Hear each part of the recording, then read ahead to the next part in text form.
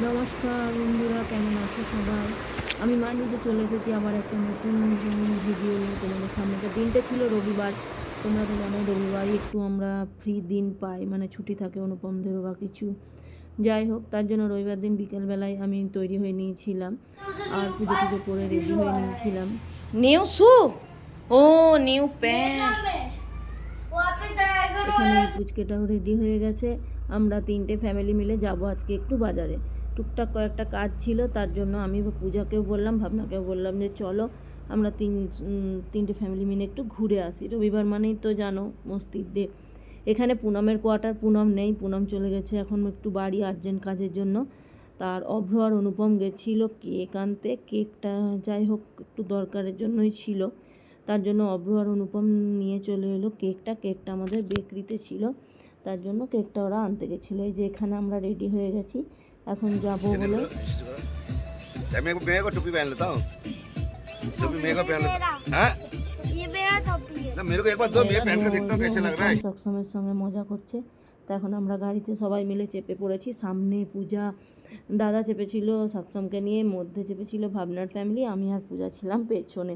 আমাকে বলছিল ভাইয়া যে ম্যাডাম আপনি আগে আসুন। আমি বললাম না, আমি পেছনে বসতেই ভালোবাসি, আমার ভিডিওটাও ভালো করা হয়। তো যাই হোক, দেখো আমরা এখন বেরিয়ে গেছি, চলে এসেছি আমরা বেড়াগড়। বেড়াগড়টা আমাদের বাড়ি থেকে মোটামুটি 15 মিনিট মতন গাড়িতে লাগে। তাই সন্ধে লাগবো তখন কিন্তু মোটামুটি 7টা 5-10 বাজছিল। আর সন্ধে তখন লাগবো 7টা 20-25-এর মধ্যে এখানে পুরোপুরি অন্ধকার হয়ে যায়। এখানে আমরা চলে এসেছি, দেখো সামনে দোকানগুলো কত সুন্দর সুন্দর। আর এখানে লেহেঙ্গা খুব ভালো পাওয়া যায়, সারা বছরই লেহেঙ্গাগুলো খুব ভালো পাওয়া যায়। এখানে একটা বাচ্চার বার্থডে আছে বলে আমি সেখানে গেছিলাম বার্থডের জন্য একটা জামা কিনতে। তাই দেখছিলাম জামাগুলো ঠিকঠাক কোনটা কী লাগছে না লাগছে, তারপর লাস্টে আমরা একটা ওর জন্য জামা কিনে নিয়েছিলাম। আর এখানে দাদুটাকে দেখতে খুব ভালো লাগে। এই লোকটা এখানে সারা বছরই বসে থাকে সাইকেল নিয়ে, সব রকম জিনিসপত্র নিয়ে। আর এই যে এখানে তারপরে চলে এসেছিলাম একজনকে দিতে হবে একটা চুড়িদার, তার জন্য একটা চুড়িদার কিনতেও সেখানে আমরা চলে এসেছিলাম। তারপর ছিল অভ্রর জুতোর দোকানের মোজা কিনতে। মোজাটা অভ্রর ছোটো হয়ে গেছে, তার জন্য অভ্রর জন্য একটা মোজা নিতে এই দোকানে চলে এসেছিলাম। অভ্রর সমস্ত জুতো এই দোকান থেকে, মোজা এই দোকান থেকেই কিনতে হয়। তারপরে ভোপালের বিখ্যাত হচ্ছে চঞ্চল সুইটস। চঞ্চল সুইটসে এখানে মিষ্টি থেকে শুরু করে স্ন্যাক্স আইটেম সব কিছুই পাওয়া যায়। এখানে আমরা মোমোস আর পাপড়ি চাট অর্ডার করেছিলাম। আর এখানে কিন্তু ভেতরে বসার সিস্টেম আগে ছিল, এখন এতটাই ভিড় হয় বলে ভেতরে বসার সিস্টেম নেই। এটা দেখো আমাদের পাপড়ি চাট চলে এসেছে সবার জন্য। 1 প্লেট করে পাপড়ি চাট নিয়ে নিয়েছিলাম, আর অভ্রর জন্য বাড়িতে মোমো এনেছিলাম, আর বাচ্চা দুটোর জন্য পাপড়ি চাট।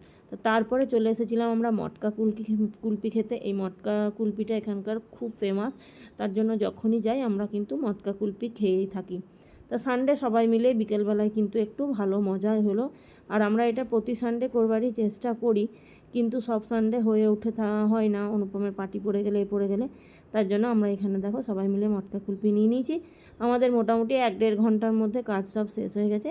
এবার আমরা বাড়ি চলে এসেছিলাম। বাড়িতে এসেও কিন্তু অনেকটা মেঘ লেগে গেছিলো, আসার সময় আর ভিডিও করা হয়নি, কেননা একটু একটু বৃষ্টি পড়ছিল। তার মধ্যে বাড়ি এসে আমরা নেমে গেছিলাম। এটা হচ্ছে পরের দিন রোদ, বিকেল 6টা বাজছে।